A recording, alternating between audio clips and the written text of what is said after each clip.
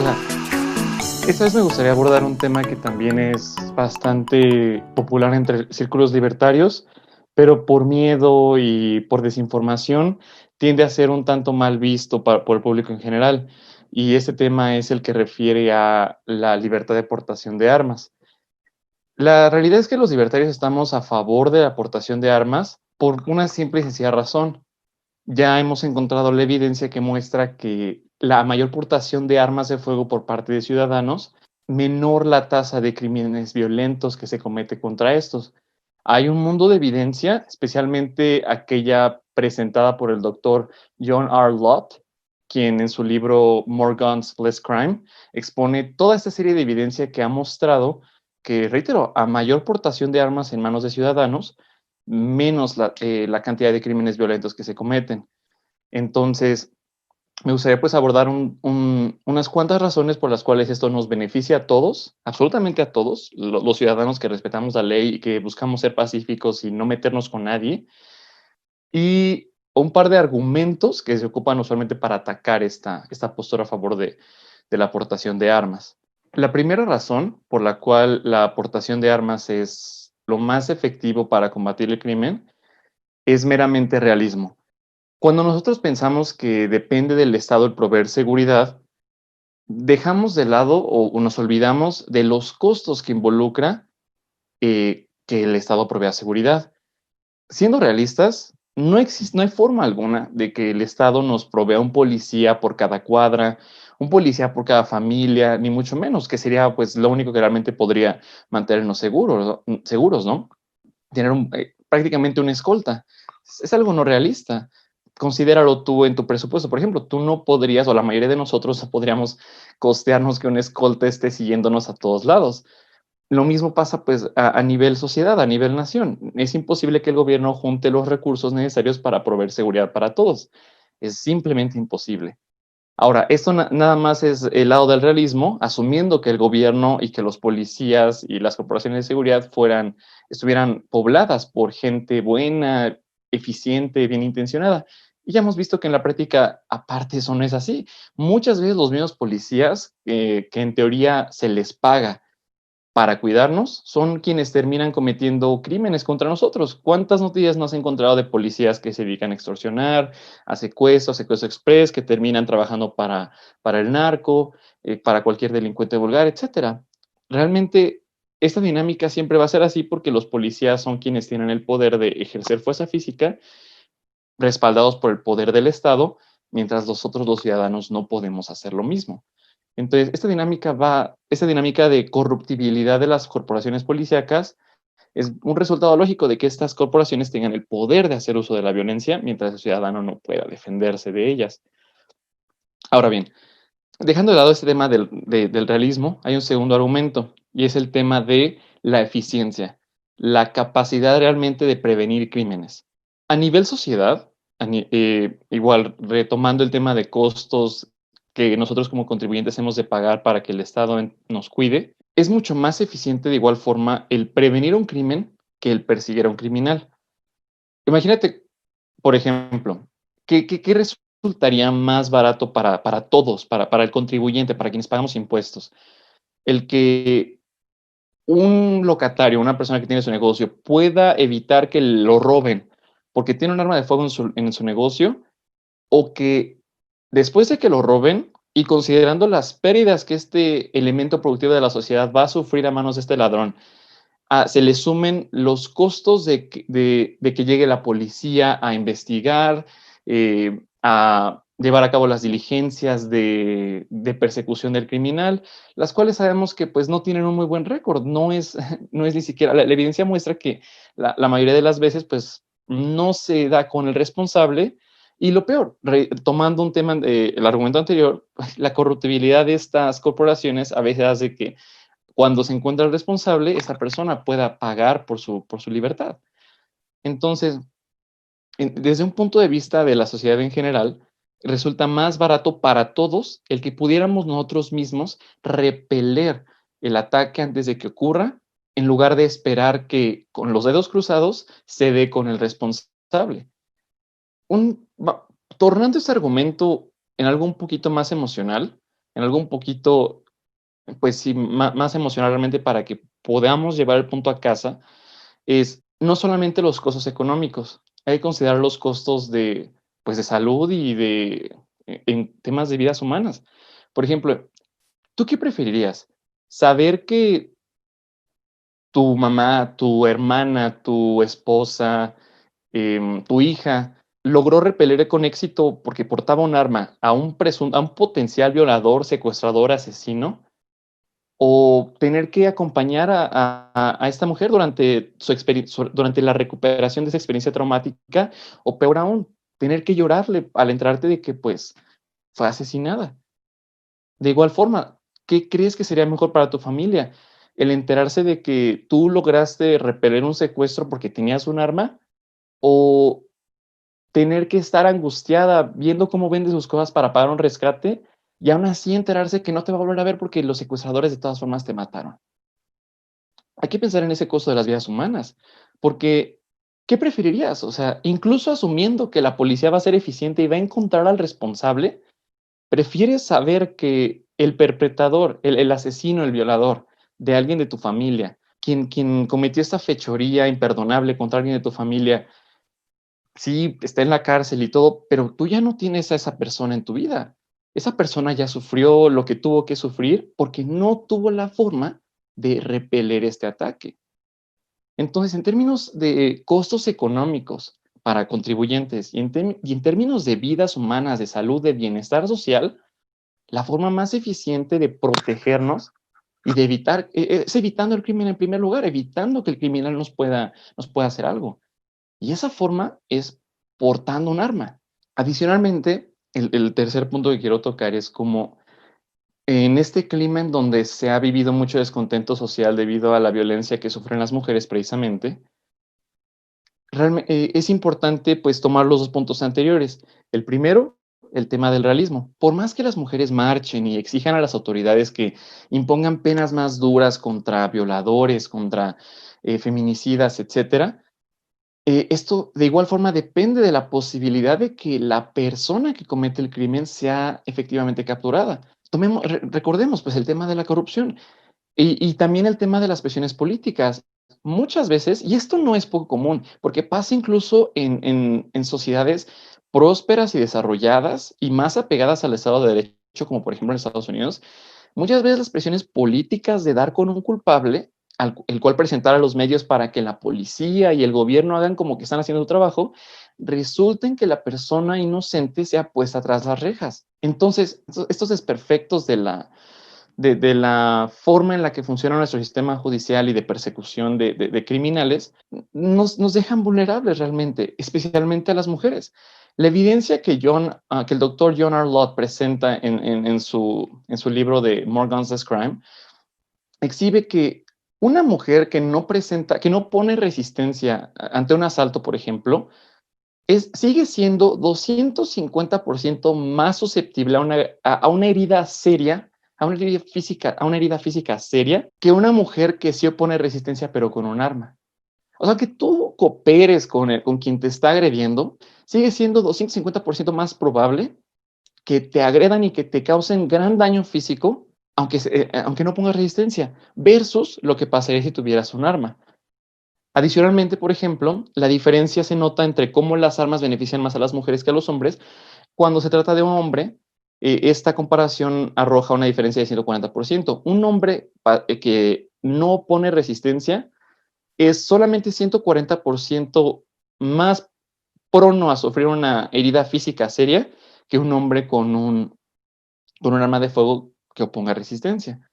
En esta diferencia, encuentras que a las mujeres les beneficia más la liberalización en las leyes de portación de armas.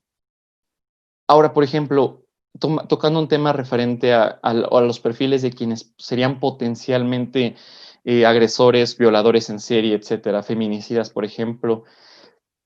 La realidad es que, retomando el tema del realismo, no hay forma de que las autoridades puedan prevenir ese tipo de delitos. Porque, por ejemplo, y tampoco va de la mano de lo que muchas veces se argumenta de que eduquen a sus hijos, de que deberías enseñarle a tu hijo a no violar. Los hombres que no violan no necesitan que se les eduque para no violar. No está simplemente en sus propensiones genéticas que a su vez dan forma a nuestra conducta. No está el patrón de violar. La gente que viola viene con esa programación genética. Hay que recordar cómo nos expone el doctor Robert Plumbing, un experto en la genética, en un campo nuevo que se llama genética conductual, que la genética, las diferencias genéticas son el 50% de las diferencias en las personalidades. Ya es un tema prácticamente escrito en piedra, el que la gente sociópata o psicópata, que es gente sin remordimiento y que es la más prona a cometer delitos, especialmente delitos violentos como los asesinatos y violaciones en serie, viene programada así por sus genes. No es tanto que alguna experiencia traumática los haya hecho así. Ellos ya venían con esas predisposiciones desde que nacieron. Entonces, de frente a esta imposibilidad de detectar quién realmente va a tener la potencialidad de ser un asesino o un violador de mujeres, debido a que es imposible saber quién lo va a hacer y debido a que la educación no vuelve inmunes a estas personas con estas tendencias conductuales a cometer estos crímenes tan repulsivos, la mejor forma que una mujer tiene de protegerse es usando un arma.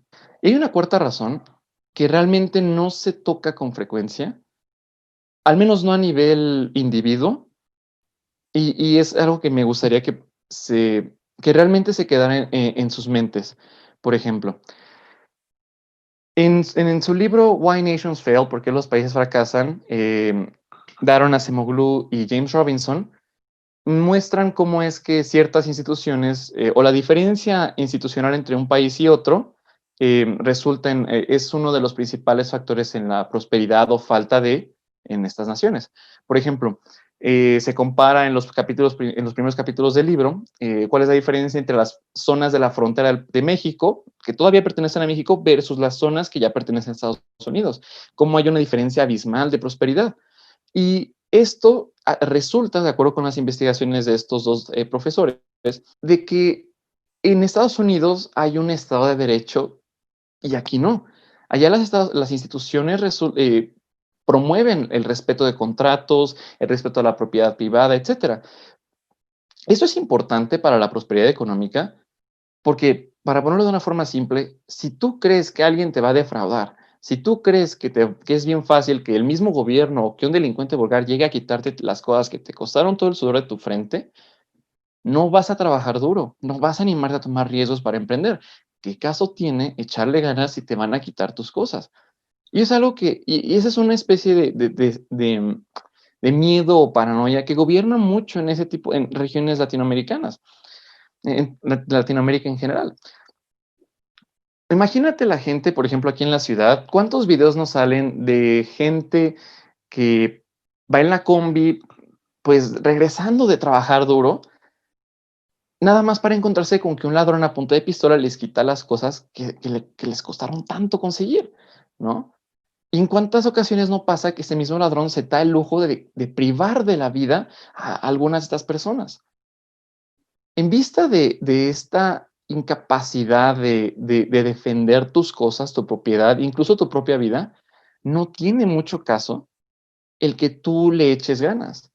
Y eso resulta en pérdidas sociales, porque esa labor adicional, esa productividad adicional que todos traeríamos a la mesa, si no estuviéramos temerosos de que nos vayan a quitar nuestras cosas que nuestro éxito, que por ejemplo, es también aquí muy común la noción de ser discreto.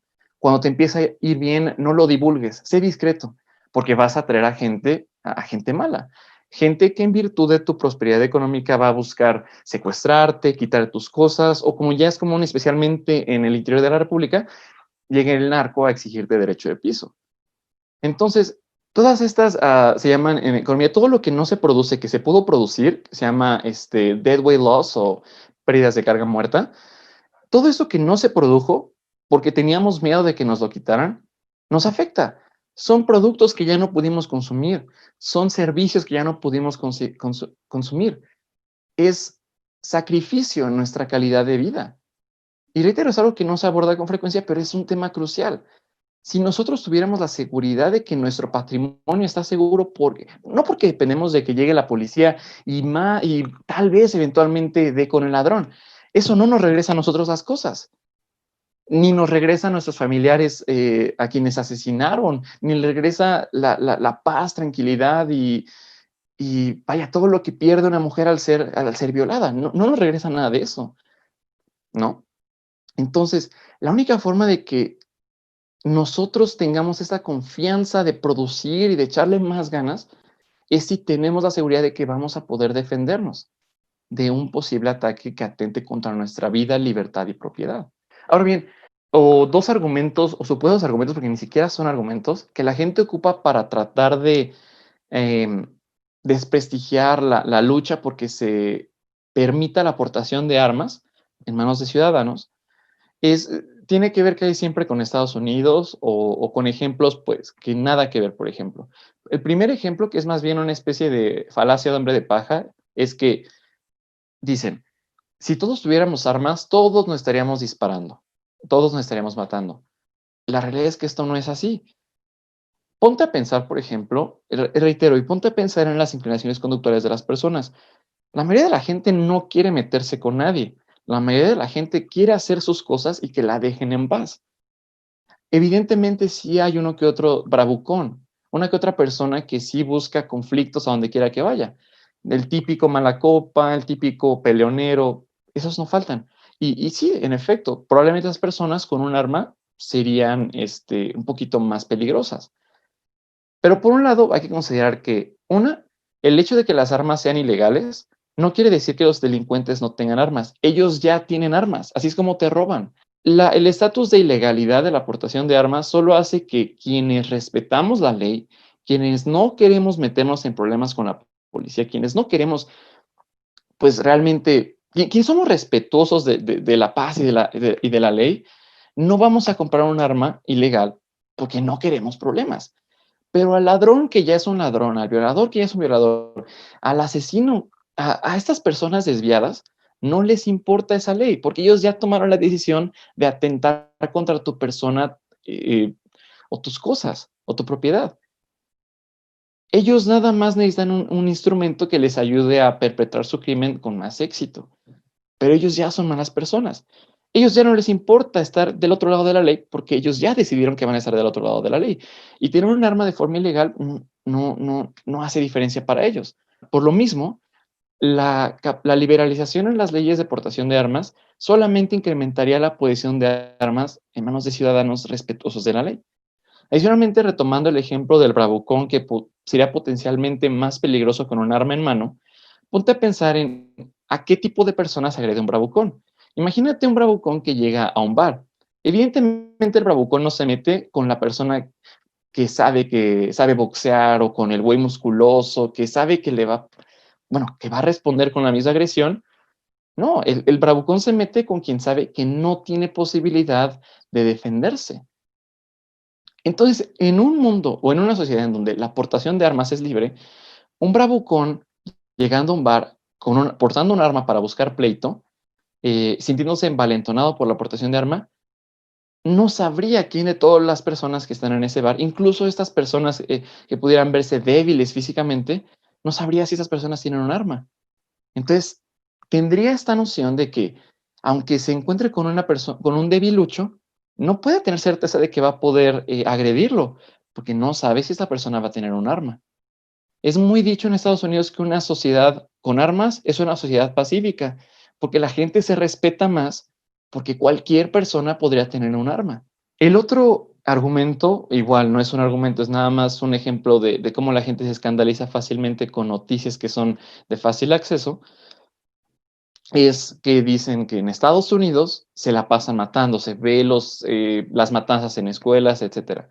Primero que nada, las matanzas en escuelas, estos tiroteos que llaman la atención de todos porque se transmiten en las noticias alrededor de todo el mundo, ocurren en zonas donde la aportación de armas por manos de civiles está prohibida.